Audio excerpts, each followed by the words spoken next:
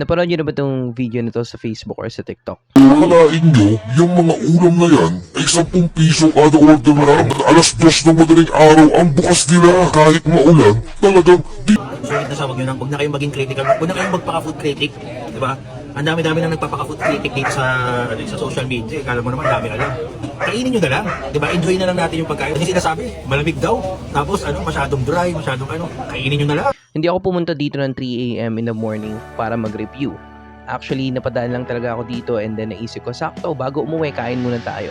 Kaya naman, welcome to El Patete Special Episode. Since obvious naman na wala naman talagang re-reviewin sa mga pagkain ni Tantan Kainan kasi most of them is just a preservative food or a frozen food na standard na yung lasa. Pag-usapan na lang natin yung experience and realization ko about sa kainan na to. Meron akong 3 realization. First, it's not all about the taste. Pangalawa, para kanino ba? Pangatlo, ano ang role ni Tantan Kainan sa community na to? It's not all about the taste. Sobrang obvious na nito. Kung napanood mo yung ibang video ng ibang vlogger, makikita mo naman yung pagkain nila is most of them or halos 90% of the food is more on the processed food. And kaya sila binabalikan ng tao hindi dahil sa lasa ng kanilang pagkain, kung hindi dahil sa abot kaya nilang presyo. Pangalawa, para kanino ba or sino ba yung target customer ni Tantan Kainan?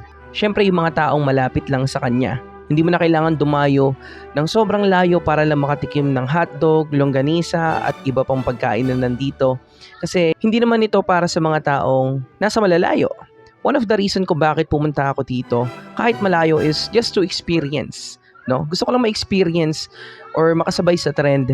Ganun naman 'di ba? If you see something na trending, gusto mo rin makisabay or to experience what the vlogger or what other people experience about it.